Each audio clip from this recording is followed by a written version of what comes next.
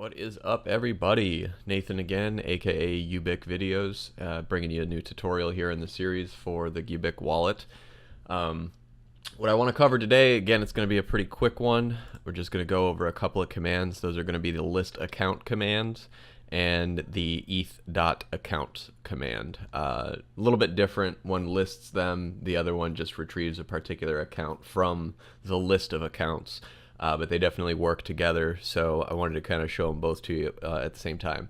We have used them in the previous tutorials, but I haven't really talked too much about them specifically, and I kind of want to break these or chop these videos up in a way that somebody can just walk up and grab the one video that they need and not have to listen to me talk about a bunch of other BS.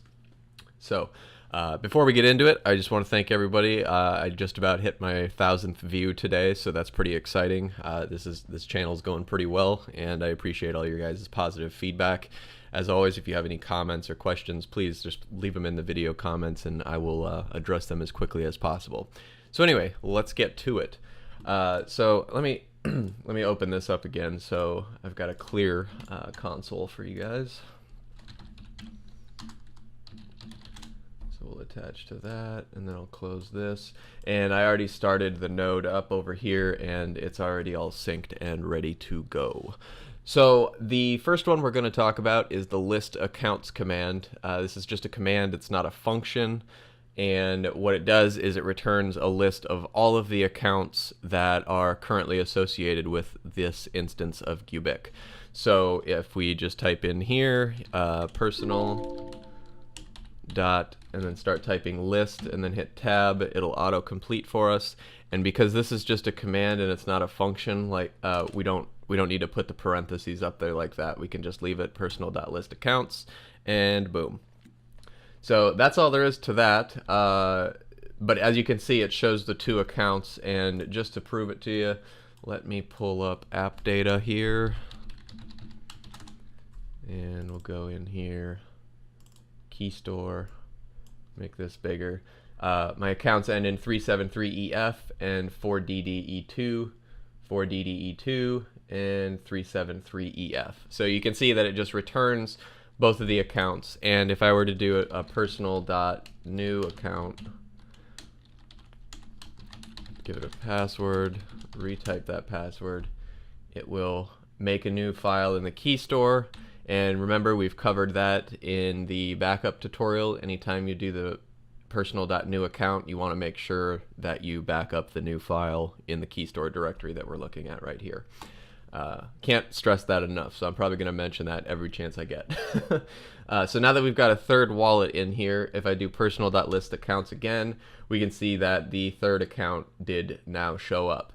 I want to point out that I did read somewhere that the positioning of these accounts in this list can change if you continue to make new accounts or add new accounts by import or whatever.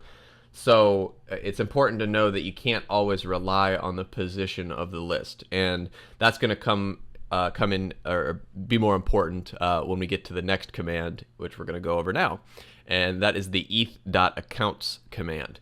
So this one will retrieve a single account.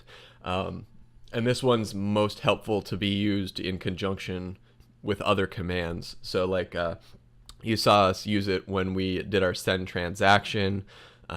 You've seen it a couple of times already, but I wanted to focus on it again to kind of break things up.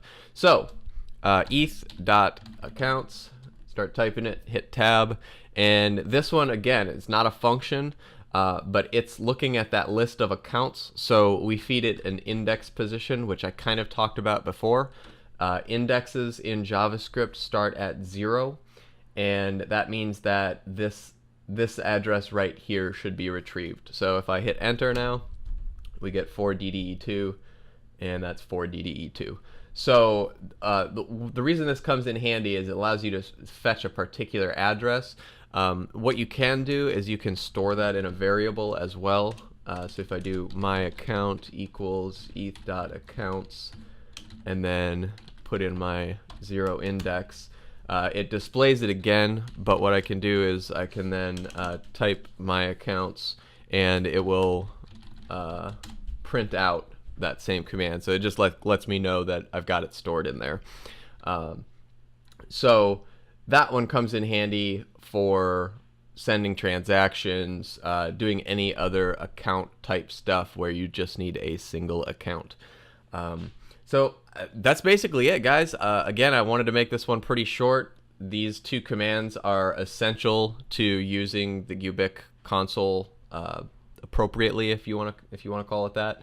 So I would definitely get very familiar with them. It should be one of the first couple of commands that you actually memorize.